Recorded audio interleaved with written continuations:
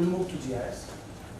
Then maybe I'll just show you very little bit about the missing part of the introduction. Okay, because without that it's very hard for you. So when we go to the tomorrow, it will be very hard for you to understand that what are the different resolutions and how we would pick up the different types of spatial data. Okay, and then the second lecture is supposed to be on spatial data requirement, and the third is supposed to be definition of geohazard and blah blah blah blah. Rural development. How can we apply this technology in rural development? I think we have spoken about it. No.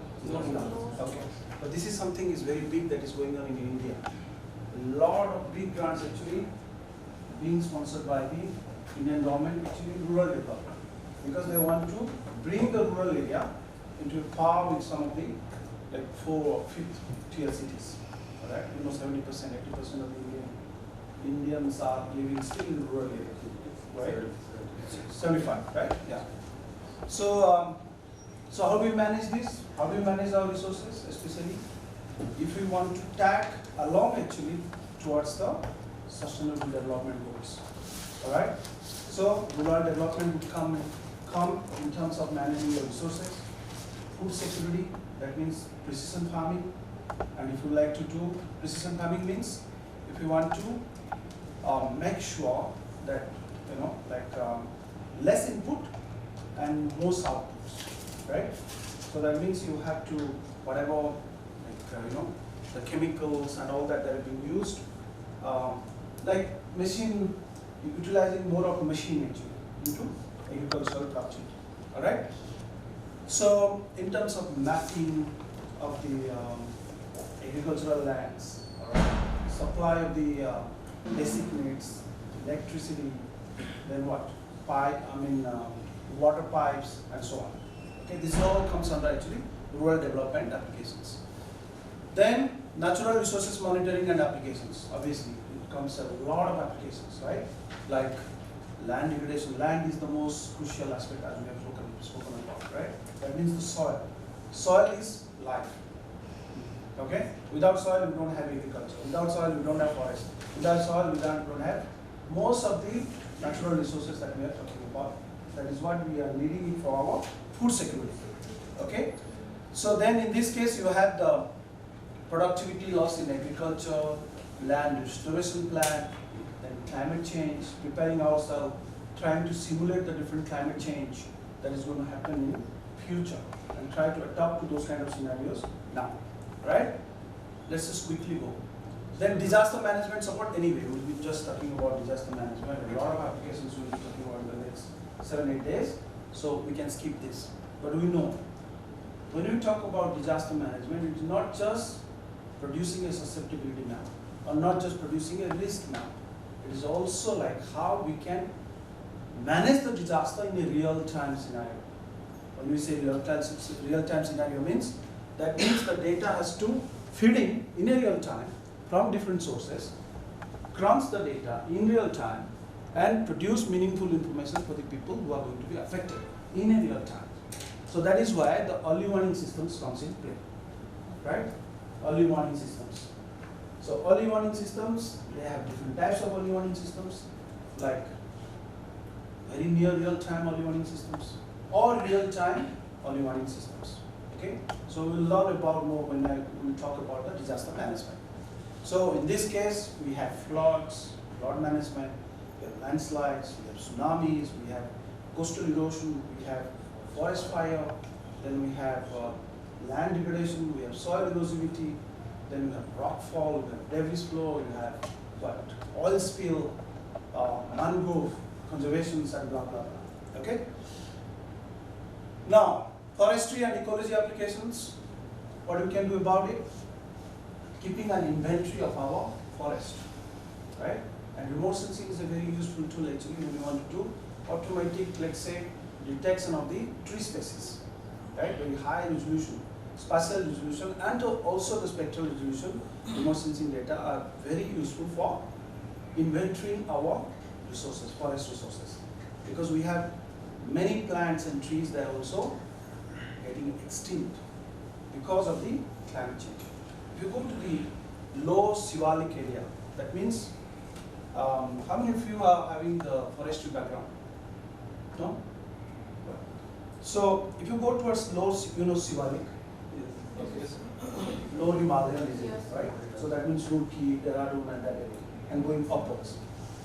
In the last 40 to 50 years, what we have noticed is that some of the floras that was popular there, now they're shifting actually their locations because of this climate change, because they cannot adapt actually to the new system, climate system, right? Either they have to cope or they have to be extinct.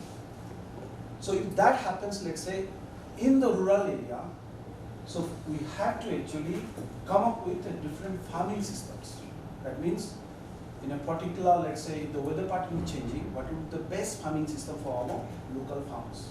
They wouldn't know, although they have 1,000 years of experience, but still, this technology can help them also to take decisions as well. Okay? I had done a project some time ago in central of Sri Lanka, especially the Nurali area.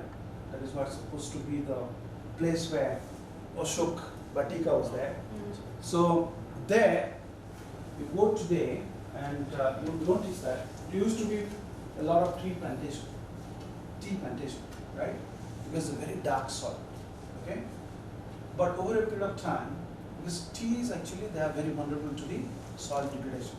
This is not a very strong plant, which can withhold actually the soil. So a lot of landslides, a lot of soil erosions are happening. So the local communities now have to adopt a new farming system so that they can sustain. That is what actually the sustainable development goals, isn't it? With the climate change, you've got to just adapt it. That's all. Okay? But if you want to adopt it, what is the replacement? What is the alternative farming system that we are going to go? Okay? So those are the things we could come up with. Like forest working plans, endemic plant species. That's what actually I was talking about.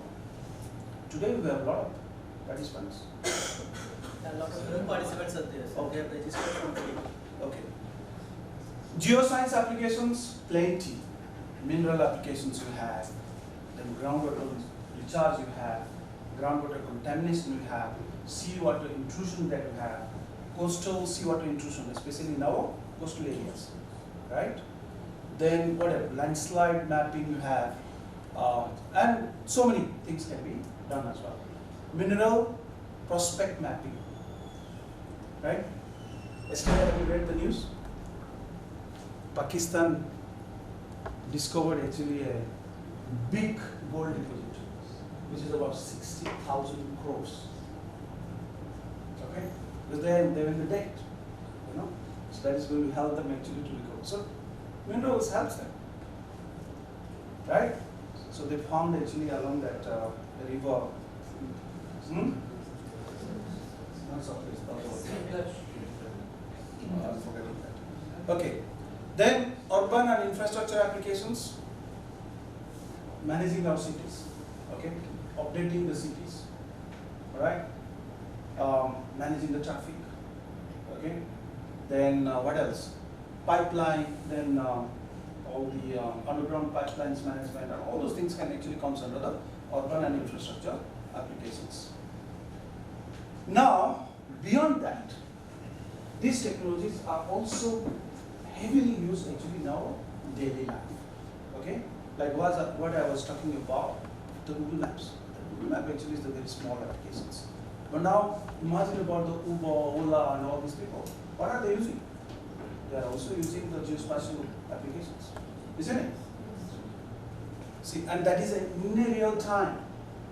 And how does it work? Thanks to ICT-based data collection system, right? Because when you are going from point A to point B, Google tells you, no, avoid this particular route because there would be a congestion, for example. How does Google know? How does Google know? Anyone? It's cloud. Because everyone is traveling, right? So then your GPS data is being collected, right?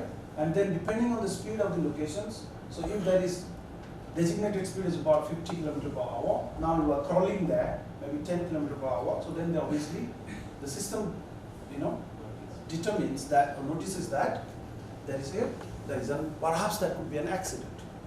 Okay, and so on.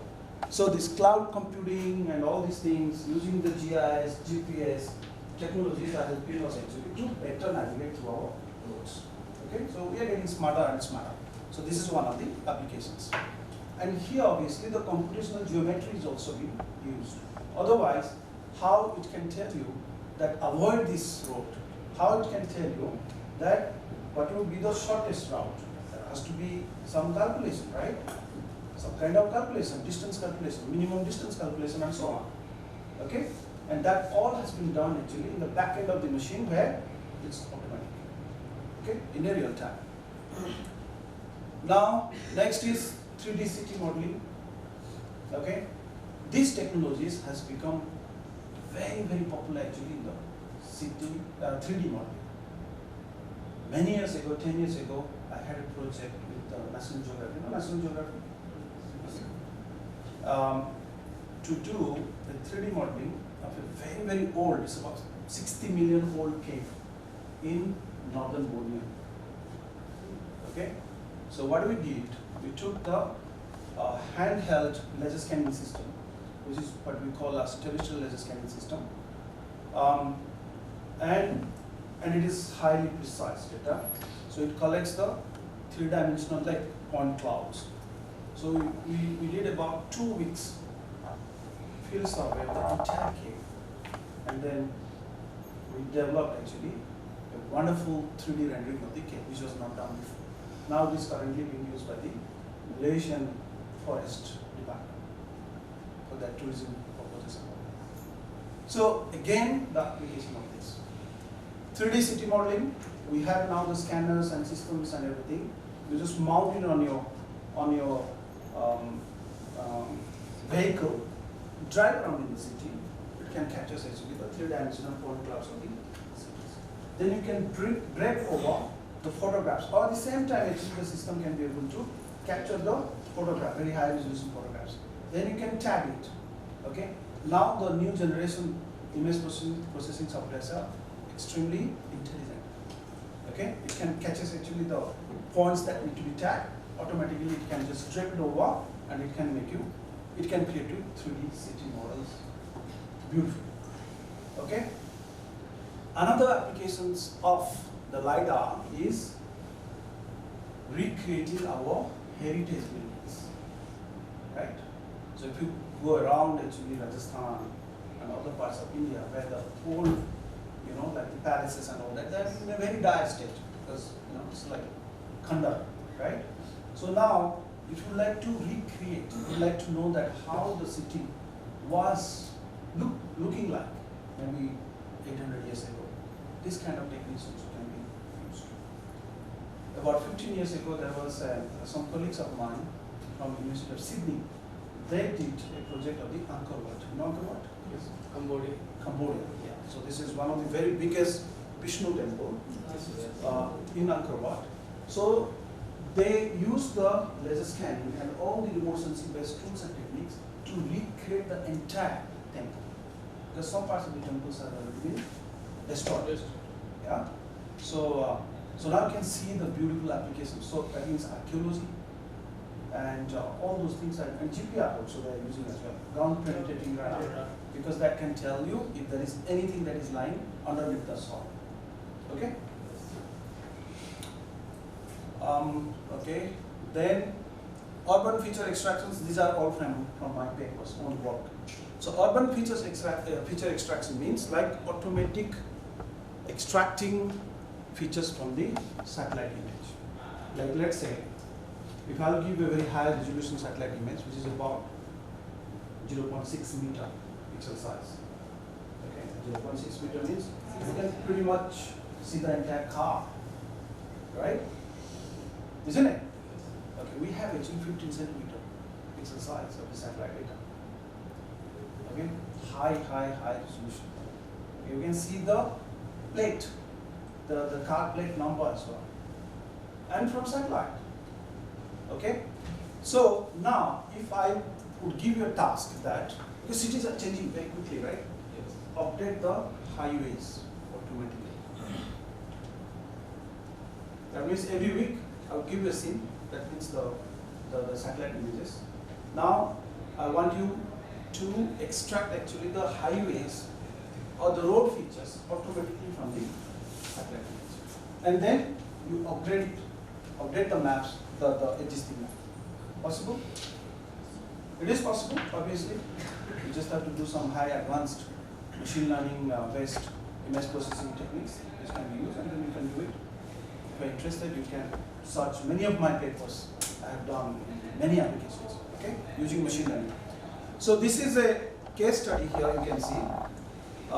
This was a university campus, and they have different types of land cover. You can see there are building footprints, there are buildings, you can see there is a small lake, there are some like road, there is rail, so many types of features that is existing. So the idea was, and you can see this is how actually the photograph looks like, and these are not satellite images, these are drone images. Okay. Now obviously when you are capturing the drone image, so it's individual scenes, so you need to stitch them together. Okay. But they are all being captured actually in different lighting conditions, in different oblique view, and so obviously a lot of processing steps that need to be followed so that they can be homogeneous.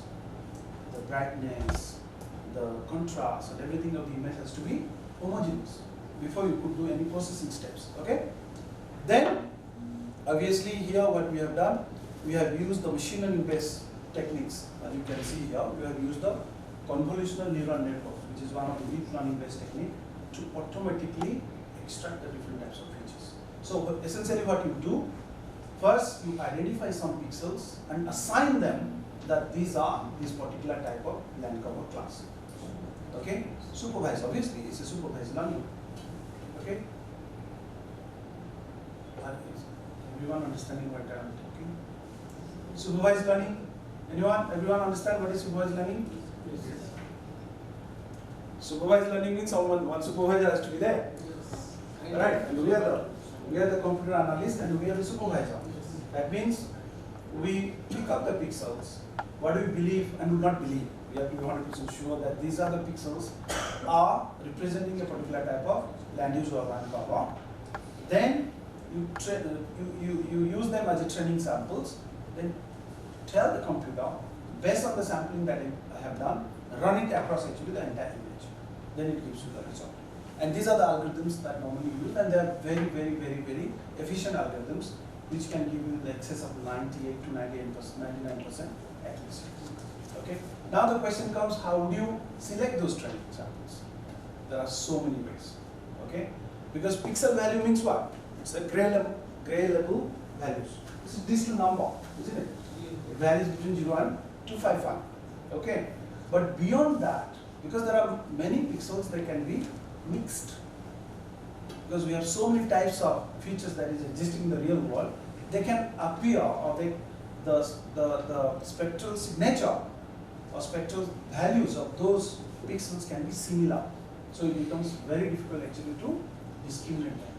So in that case, what we do, we go for texture-based analysis. That means we go for shape, size, and other kind of texture-based assessment as well. Or we can even combine both pixel-based and the texture-based, so that we can improve the accuracy. Are you all understanding? Unsharpening is one of the steps, obviously.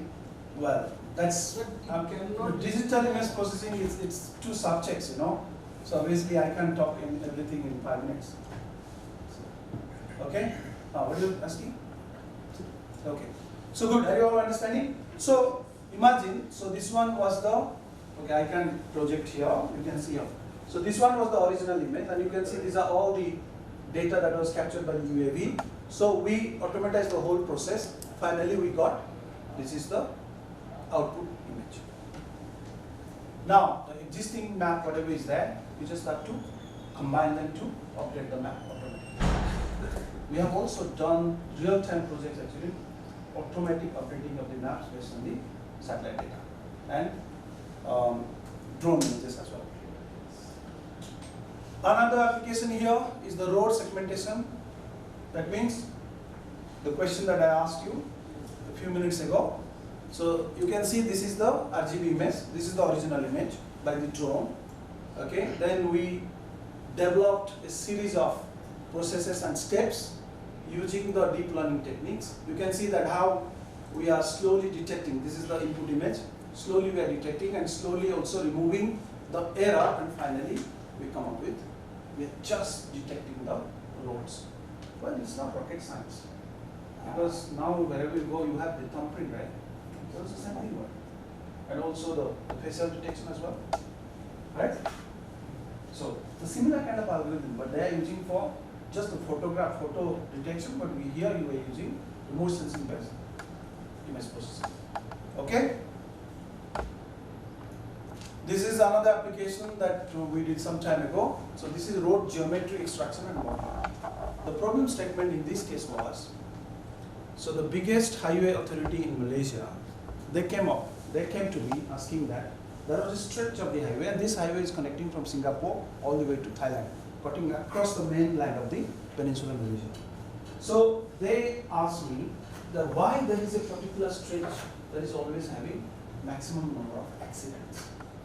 So was there a problem with the alignment of the road, or was there a problem with the design of the road? But now that they can't do actually and reveal this information to the people. You know, this is the biggest highway operator. So they wanted me to do some reverse engineering. That now that the highway is done 40 years ago, so can we just use the LiDAR data, okay, and calculate actually the highway geometry and all other parameters that is required actually to estimate whether the highway has been properly designed or not. Okay, so that was the problem statement. And second problem was, is it possible, given that the number of records of the accident that has already been recorded in our database, can you predict that varying conditions of the weather, that means with the rainfall, if it is raining and all that thing, what would be the most probable areas that where the accidents are of high risk? So imagine, it's a totally different application. That means it's a traffic management, isn't it? Okay. So what we did, we collected the data. So this is the highway you can see. So this data was captured actually using the mobile laser scanner. That means the laser scanner system was mounted on a vehicle, on a car. Then we just drove across the highway, the stretch. At the same time, it was collecting the three-dimensional data of the area. You can see, including the highway, what do you call this, boundaries and everything. Okay, and also at the same time, we flew over, that means using the drone and collected the data as well, just to supplement the enough information so that we have enough material actually to understand the highway. Then we did the reverse engineering, and then you can see here, we recalculated and we found that there is nothing wrong actually with the geometry of the highway. But there are some minor changes need to be done, especially to the horizontal horizontal curve and the vertical curve. Okay? Those who have studied, civil engineers would have studied this in transportation, right? Air transportation. Alright. So this is just one of the applications. See, again extending that road traffic accident modeling. So after utilizing all this, we come up with some kind of flow chart using the machine learning based technique, and we identified which are the areas. You can see the red area. This is the areas which are highly vulnerable for accidents. So see, at the end of the day, these information will be used by the traffic management, by the traffic managers. Okay, so these technologies are not just being used for the academic exercise. No. It is being used for practical applications so that a better quality of living can be expected. Okay. So as I was mentioning, so like road marking, road surface, everything, even detecting the pavement, the quality of the pavement, the road pavement also can be done using this. So imagine actually, if like in Australia, okay, it's a huge continent, right? So if you are driving from Adelaide towards Western Australia, that is Perth, there are about 2,000 kilometers that you just drive straight. Just straight. It's not like this or this. Not even 1 degree variation. Because it's a desert area. Okay? And this is one of the most vulnerable areas for accidents. Reason being, it's boring to drive. Yes, straight. So after some time the brain doesn't work, right? Yes. The brain has to be active. You know, there is nothing there, but there are maximum number of accidents happen on that road. It takes about 2 days to drive, but it's one of the most adventurous roads to drive around the world. One is that, another one is from Sydney all the way, if you cut across actually in the heart of the Australia through Alice Spring and then go to Dhanbad. It takes about 72 hours, I think. Okay? So, now, why I was telling that, although the road was flat, okay, absolutely it's a pleasure driving on that kind of road, but still, it is very vulnerable because, okay, 1,000 miles you wouldn't have any petrol station there. Okay, so you've got to carry your own. But the roads are in perfect condition. So now, how to maintain those roads? So we can use actually the satellite-based technologies, the data, to also check the quality of the pavement as well. Okay, so that you are very, very sure about which areas are, you know, that need some kind of repair or whatever. All right. Then urban growth simulation. See the growth of Melbourne city that has happened from 1986 to 2011. You can do it. You can do it. You can see it, a trend analysis, what has happened. You can do it in Indian cities as well, obviously. Indian cities have grown like crazily. Okay. In the last couple of decades, if you go to these mega cities, you're like, go to New Delhi, I mean the NCR. It's like crazy.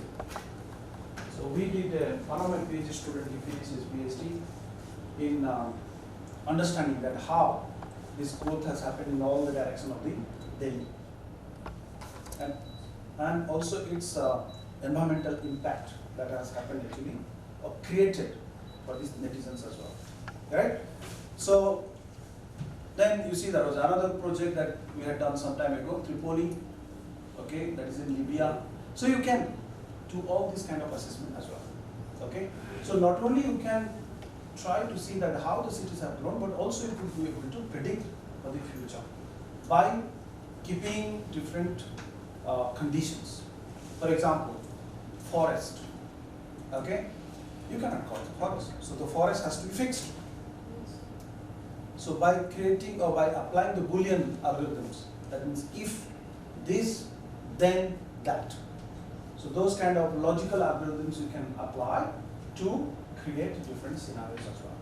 Very important to manage our resources, manage our city. Otherwise, everywhere there will be houses, then finally there is nothing left. Okay? Then traffic. Someone yesterday who was asking me about traffic. So this is a project I did some time ago. This is traffic emission modeling in GIS and machine learning. That means we have so many traffics that is going around, right? So imagine the amount of carbon monoxide that is coming out from the vehicles, right? So what we did, we used the ICT-based, small, very cheap quality sensor that detects actually the air pollution level, the carbon monoxide level, and some other variables like humidity and all those kind of things. And how does it affect actually the overall air quality? Okay. So now you can see that this is a project that we did using these equipments, and then it also can be produced three-dimensionally so that people can be able to understand it more efficiently. Okay? Traffic noise modeling. In India, we don't care actually, but in developed countries, if there is a highway that is being built, so obviously they also have to make sure that the level of noise that is coming from the friction of the tires and also the driving condition. So whether it is affecting actually the local people or not. I think in India we don't care for sure. Then they can sue you. People can sue you. if you are developing actually a new highway and if you haven't done this study, and if someone comes and then go to the court saying that my stress level has gone up and because of this thing has happened, the government can be sued. Okay? So therefore, you need to do this kind of assessment as well. Okay? Right? Here, who cares? Okay. So then you see, then we collected the data at different time, like morning, which is the peak time, then afternoon, and and also the evening time, which is again the peak time because people will be coming back from office home, going home, and then you see that how actually the traffic noise that is being, and you can see these are houses, right? Okay, and then what is the level of, but obviously these are not very simple way of doing mathematical modeling because it's not propagating in one direction. It propagates horizontally, it propagates and also vertically, right? So all those considerations need to be done when you do this kind of modeling exercise. Okay. Natural hazard assessment, plenty of applications. Okay. See, this is the debris flow. This is debris flow again. I'll show you some interesting applications, mind-blowing applications. Okay. And also with the animations and calculating how much material is going to be detached and all that. It will be really to get some kind of different information. And you see, this is another case study here, like monitoring the flood scenario using radar images. Why radar images? It is not You know- affected by the clouds. Yeah. This morning you would have learned that you have active system, active remote sensing, passive remote sensing. Passive remote sensing almost is useless, especially at night time, because there is no sunlight, right? It always depends on sun to collect the data. And also during daytime, if there is a presence of cloud, obviously it is also kaput. You can't use it, isn't it?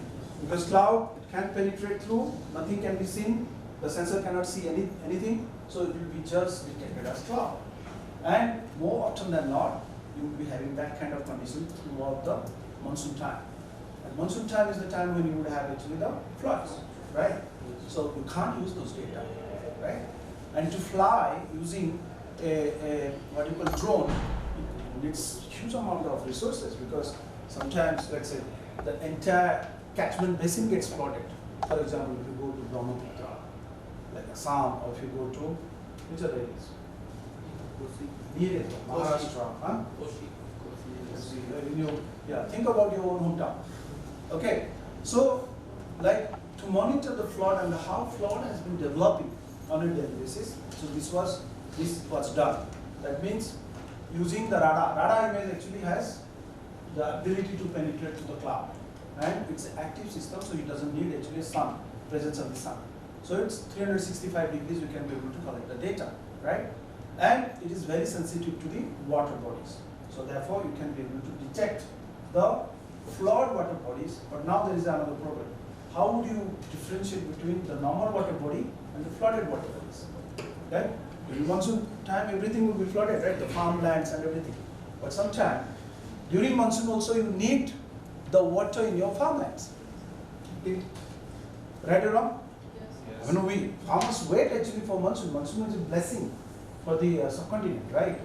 So now, if you are doing that kind of project, now think about the challenges that you will face. How would you discriminate between the normal water bodies and the flooded water bodies? Think of it. No depth. You are not going to. Are you going to the field to collect the? Taking a boat? No. It's dangerous. You are not going to any field study there. You are looking from the sky. Think of it. Okay. This is a project also we did, tropical cyclone risk assessment. Okay, we did for the entire east coast of Bangladesh because it's a very vulnerable zone, especially across the Bay of Bengal, and also my own state also. Obviously, every year we have. Yeah. Okay. So, and here you can see there are a lot of variables that we calculated, and we'll talk more about in detail later on, okay? And finally, we prepared with the vulnerability, exposure, risk. We also took into consideration of the local community, like the coastal communities. Coastal communities means they are mostly dependent on the sea. for their economic activities, for example, like fishing activities and all that. So all those information can be integrated together when we are producing this information. Okay? Coastal vulnerability also. Our coastals are changing rapidly. You know? Our coastals are shifting, right?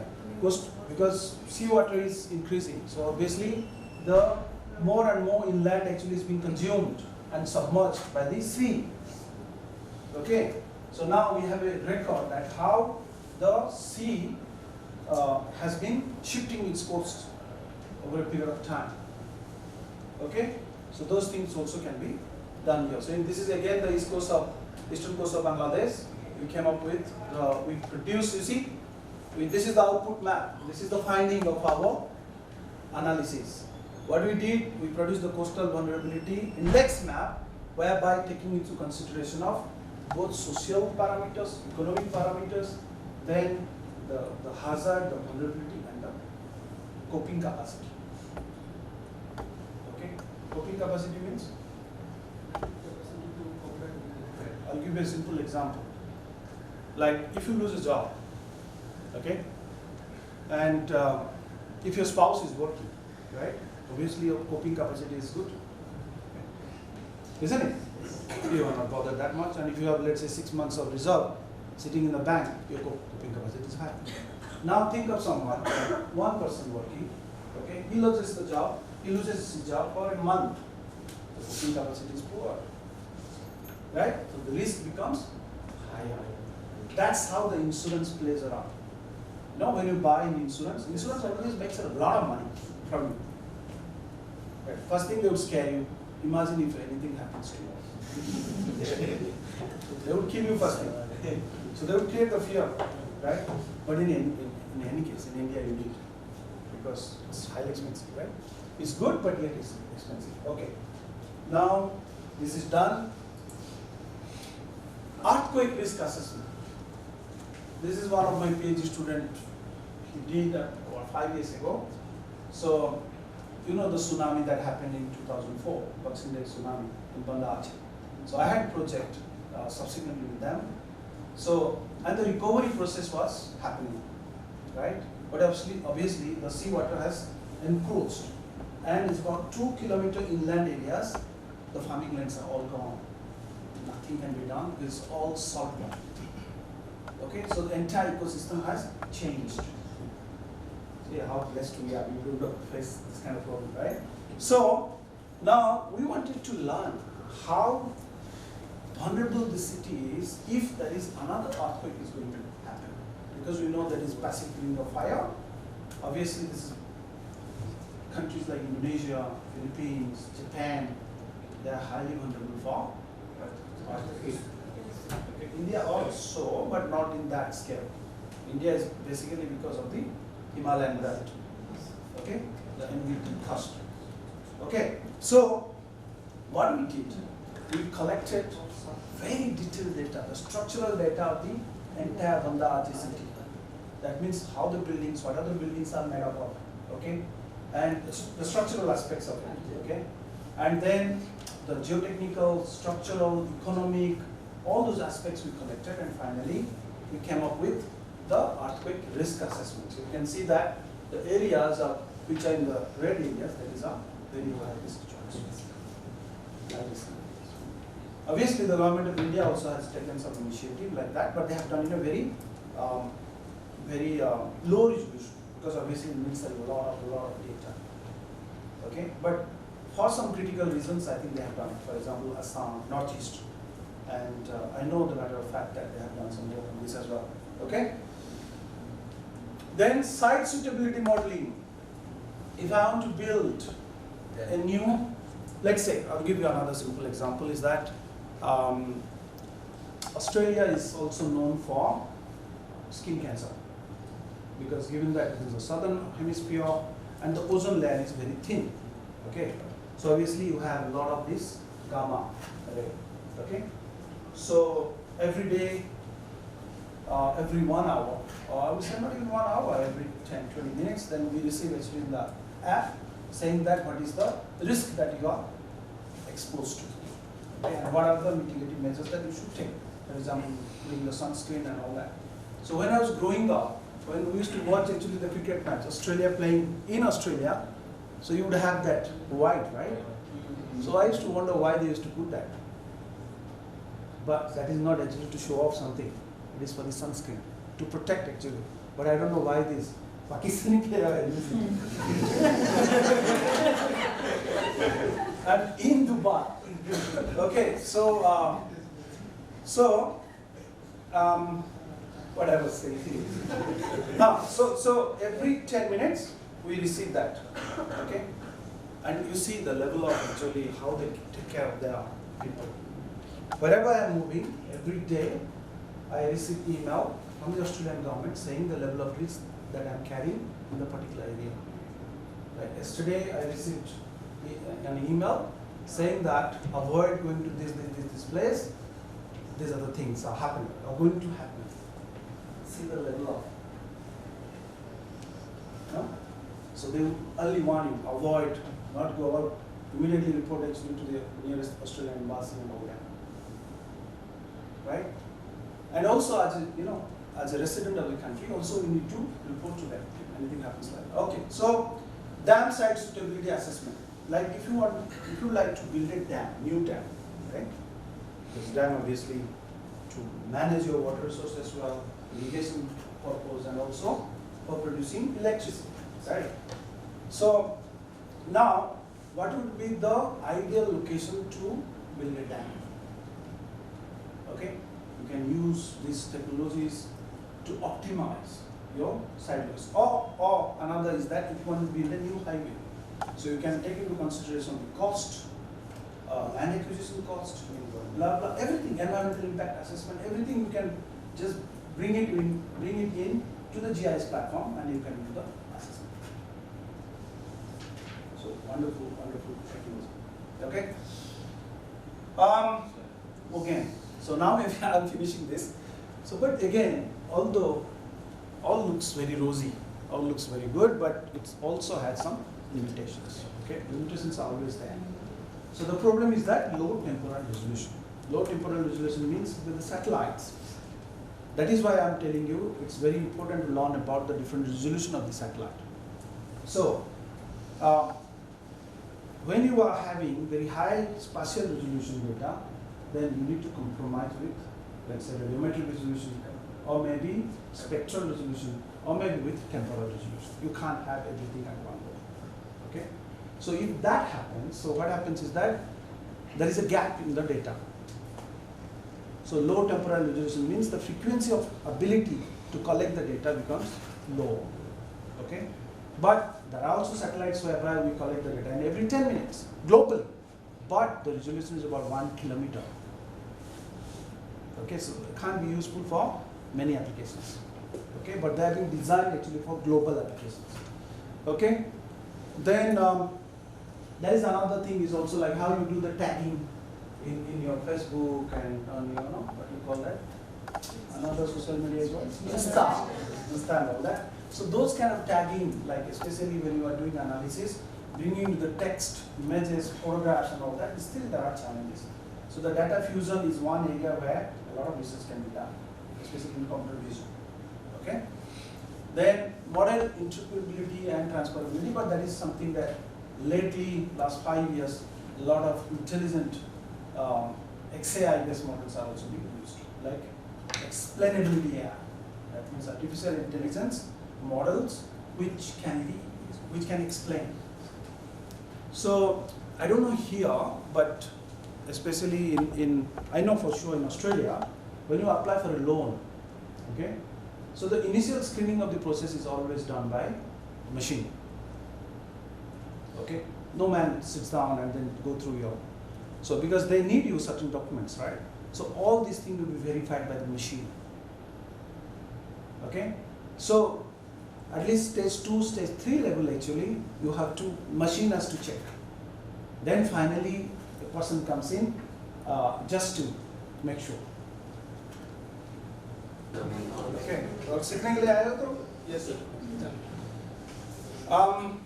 I was thinking actually to skip the remote sensing part and I would skip the bigger part But then certain things, okay, this all you know, right? This is you have already learned, this is already learned, this already you have learned.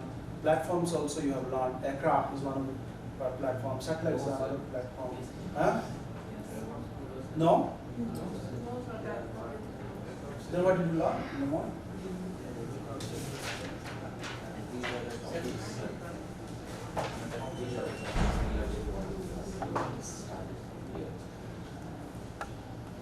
It's okay, never mind. So let's just quickly go through. So what are the elements of remote sensing? So obviously you have three major elements of remote sensing. That's three pillars of remote sensing. One is you need a platform. Okay, the platform is basically it can be a satellite, it can be an aircraft, it can be a drone, it can be you. Maybe you are carrying actually an equipment and then also the platform, or maybe like this, right?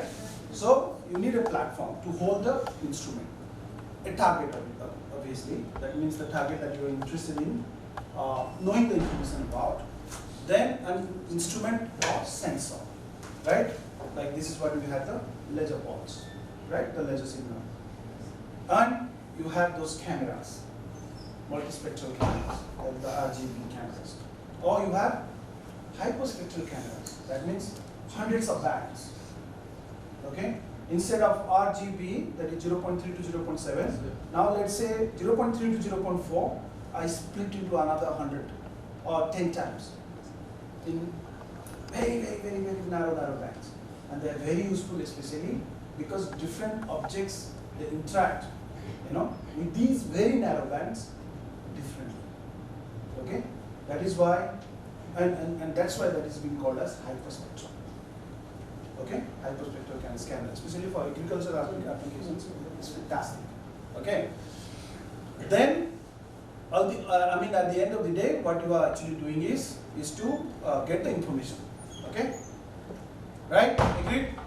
Now let's go through the platform. Platform, aircraft is on platform. Obviously, those days, until today also, we are flying over the terrain, we are collecting the data and so on. Okay? So, and from the platform, you can see these are the kind of data that you can. It's literally it's an image. It's an image, right? Then, and the image that you capture from the aircraft, you call aerial photo. Okay? Then satellites. And India is super power in satellite technologies. Okay? And then, and what are the studies that we do? Again, these satellites, people think that all these satellites are meant for, whatever satellites we are launching, they're not all meant for Earth observation. Earth observation means imaging satellite, we are talking about. But also, some Earth observation satellites is like weather, and you are not imaging, like some of them also like, but certain things like sea surface temperature, ocean color, chlorophyll content of the ocean, land surface temperature, they are all image based. Okay? So applied studies, what you have? You have the weather, landscape and everything.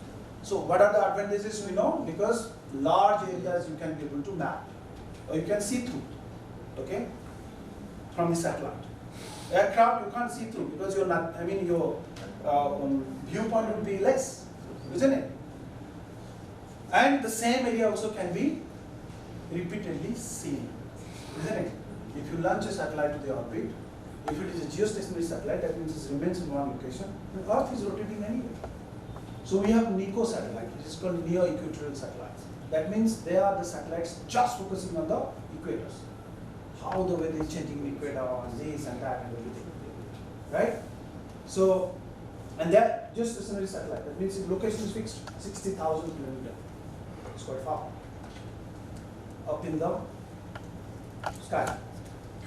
Okay? Into the orbit. And Earth is rotating anyway. So you are just looking at it and then you are collecting the data regularly to know what are the changes that is happening and so on. Okay? Then, now, the space-bound remote sensing platforms, they can be of two types. One is optical or infrared remote sensing satellites. Okay? Optical means it's a passive remote sensing. That means it's always depending on the sun conditions. If the sun out is there, things are good. But if the clouds are there, you're bad. Okay, sun is there, the clouds are there, not good. Okay?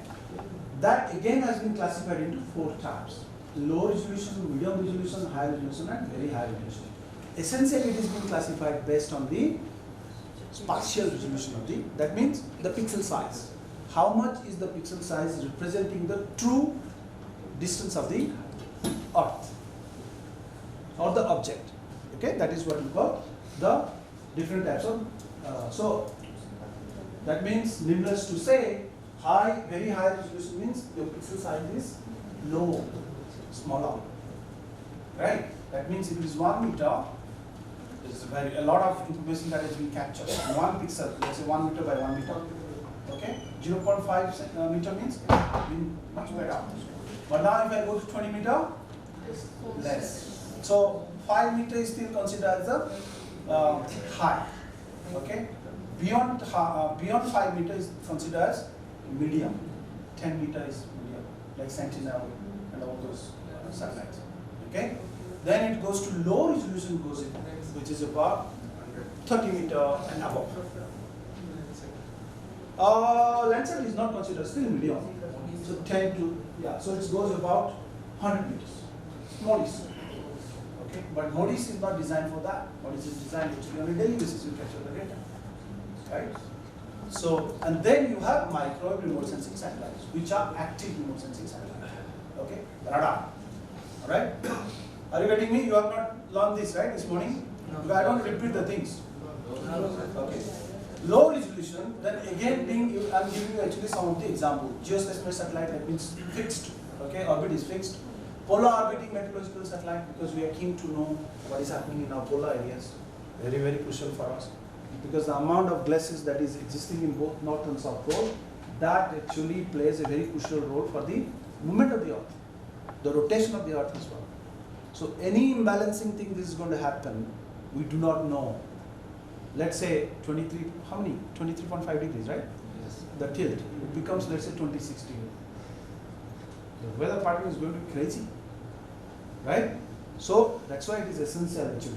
Then you have, and these are some of the satellites that is being launched to monitor that. Orbu-2 sea whips, that means this is for monitoring the sea color and the sea conditions. Spot 4 vegetation, this is a French satellite, okay? Then, there are so many, I mean, don't have to remember this, but I'm just giving you some example. Micro remote sensing satellites, SAR, basically, synthetic aperture radar. So basically, it is in meter, the wavelengths are in the meter, not in micrometer. Okay, that means long wavelength. That is why radio waves are being used for communicating the radio signals. Okay, because it can still pass through, if there is a storm also, it still can be able to hear through. Because a long wavelength, they can pass through. Right, so all these physics, okay. Then you have Japanese Earth observation satellite, RADARSAT, this is a Canadian satellite, and NISAT, this is an American satellite. And there are also space shuttles. Space shuttles means once the astronauts, they already have used, let's say, the spacecraft a couple of times, going to the ISS, the International Space Station and all that. So they would like to just, because there are a lot of money that is being used to develop this system. So they want to just launch it actually as a space shuttle for Earth observation as well. Okay, Elon Musk. Now, actually I have trimmed it down because you already had. Otherwise, normally it's a 2-hour lecture. Okay, so I already trimmed it down a lot of things. Now, sensor tag. Let's look at the sensor tag. Camera and scanner. Now, this is the magic figure we are talking about, right? So, remote sensing is all about this figure. Okay, you can see you have greater wavelength, longer wavelength, then you have shorter wavelength, right? So, longer wavelength is, let's say, 10 to the power 4 meter here. That's the radio waves. Okay, shorter wavelengths you have 10 to the power minus 12. That's the gamma rays. Okay, so the shorter wavelengths are always problematic for us. Okay, the gamma rays and all these rays. Okay, ultraviolet is also bad. That's why we are wearing the sunglass, then put the sunscreen and all that thing. Okay. Then X-ray also comes in between. That's why they recommend not to have X-ray again and again, right? And they also don't do X-ray of like beyond this, right? Only the body part they do. because it's dangerous. Okay? Then it's harmful. Okay? Then we have this narrow band. What is that? What we can see through band. That is called the visible band, visible spectrum. Okay? So you can see as the frequency is, as the wavelength is getting longer, the frequency is becoming shorter because they are inversely proportional to each other. Okay? And this is what? 0.4 to 0.7. This is what actually we can be able to see through. Okay? RGB. Alright? This is what already spoken about. Now we have three different colors, that is red, green and blue. And basically what we are looking at is each band has its own intensity, okay, of the pixel. Like later on you go and then take a look at actually any of the image and the open. You see that three bands, and then each band gets different intensity. Okay, the R band would have different digital value, the G band, green band would have different intensity value, and the blue one would have different intensity value, and that makes the image rich. So imagine if you have hundreds of bands, how much of information that you are carrying. Okay, so the pixel number is the game changer. The intensity value of the pixel is the game changer. So then photographing camera, what they use, the red band, green band and blue band, yesterday I have already shown you, and then you come up with the spectrally mixed band, which is called the true color composite or false color composite if you try to play around with different bands. Okay. Now, concept of the digital image. So basically all these data are being captured as a raster. It's a grid based, it's a cell based, pixel based, right? It's an image, it's a photograph. Okay. So the data, when you try to zoom in, you will find actually you end up with the smallest elements, that is called pixel band, right? What is pixel? What is pixel? Why it is called a pixel? Huh? PIXL, right? Come on, you are using actually pictorial elements. Okay? That is why actually the acronym is pixel. Okay? And this we can go through, and this is what it looks like. You can see here. There are three bands, and each pixel would have different values to it. Okay? You can analyze them as well separately. So this is how, if you look at it, for example. So this is a grid system. That means the data is being organized as rows and columns. So if you want to identify a particular pixel, that means you have to go ith column and ith row. Okay, so column and row, that is how you try to identify that value. So now you see here, these are the rows, these are the columns, and then let's say, okay, and the digital value is between 0 to 255. Okay, if it is 8 bit, okay, if it is 8 bit, 8 bit means 2 to the power 8, so it is 256, but it starts from 0, that's why you have 255 is the maximum.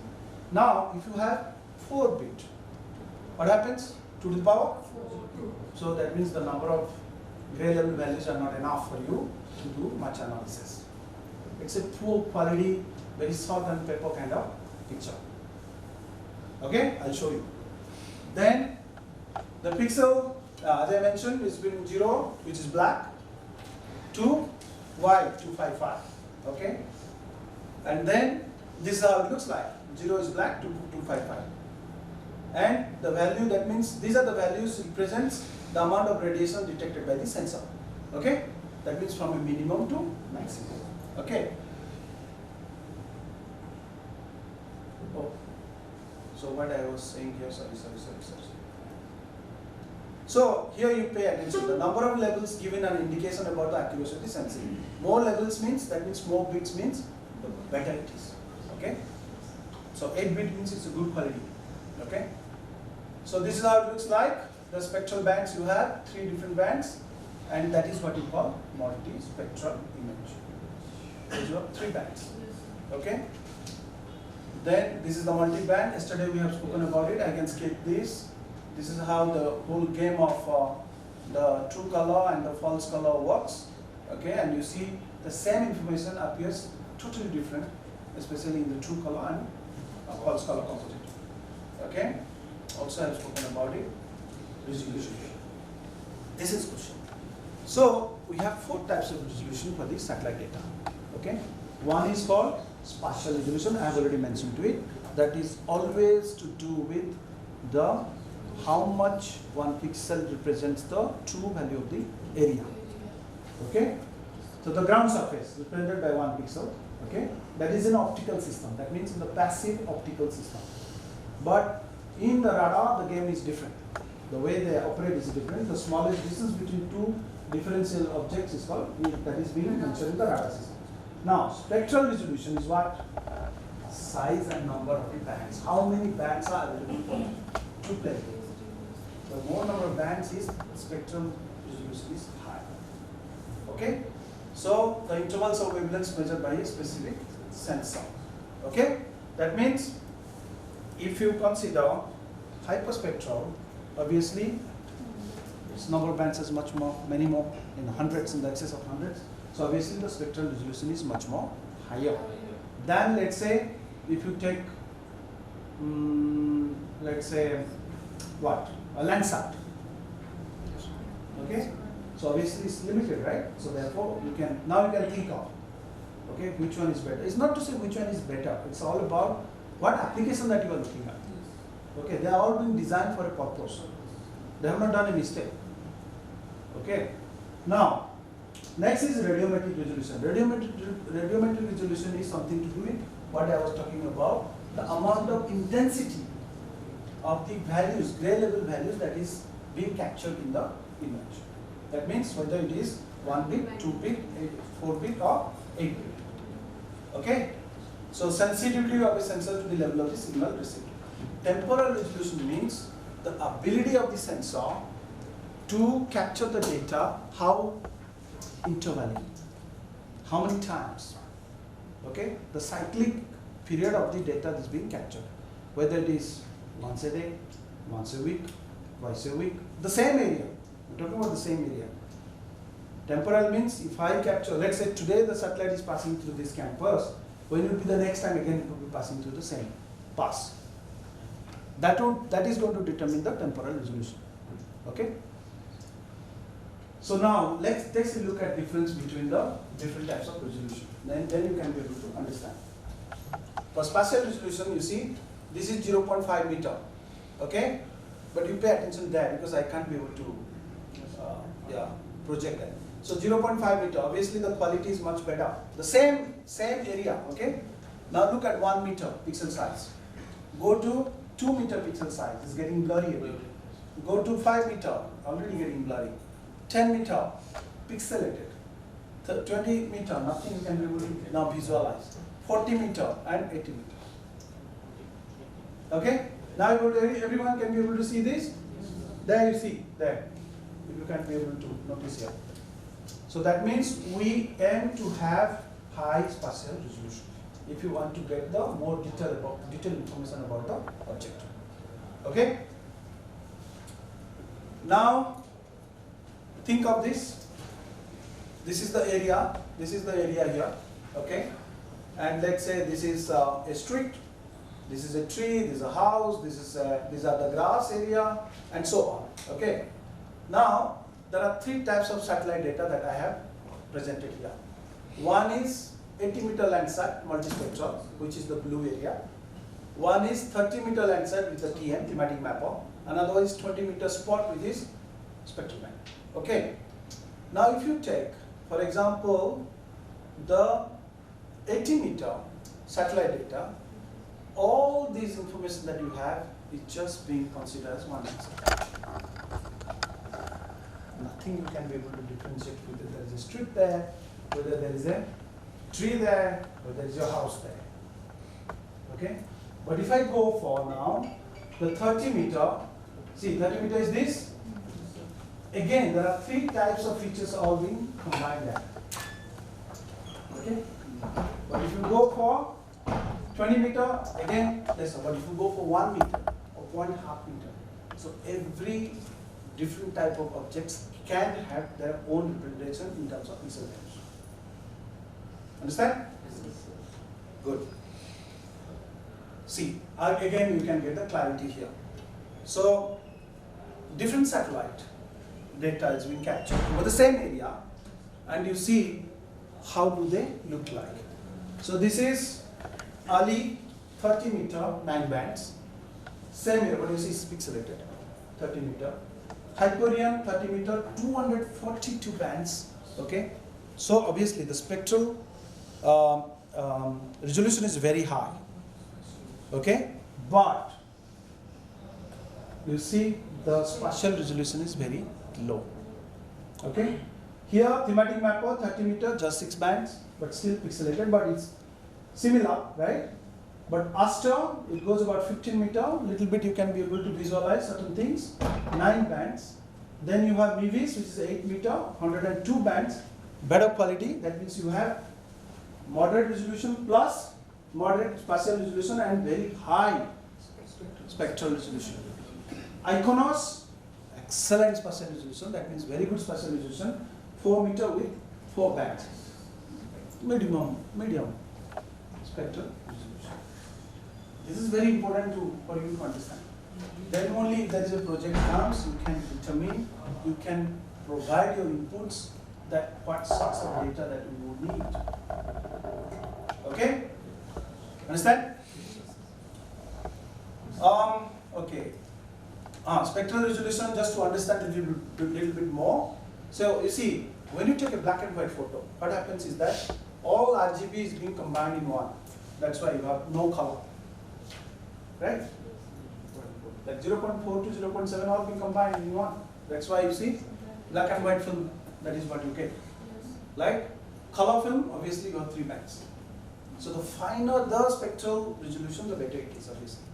Okay? Now, radiometric resolution, see the same area, 8 bit.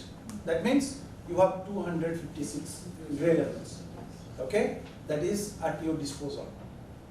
Now, if I go to 64 bit, you can see some drop in the quality.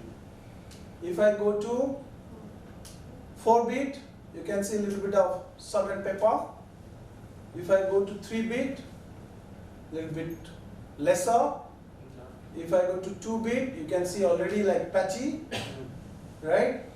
If I go to 1 bit, it's gone. See here. So now you understand. You would have noticed this kind of photographs, but you didn't know perhaps what is this all about. Okay? Now, temporal resolution. Temporal resolution I have already explained to you. What is temporal resolution? So we don't go through. But one thing is for sure, temporal resolution depends on the orbital parameter of the satellite. So when they design that how many times, how often it is going to revolve in the same area and captures the data. Latitude of the target as well. Swath, width of the sensor, pointing ability of the sensor as well. Okay? So examples like spot, 26 days. But although it is 26 days, but you can still change with the pointing. You can maneuver.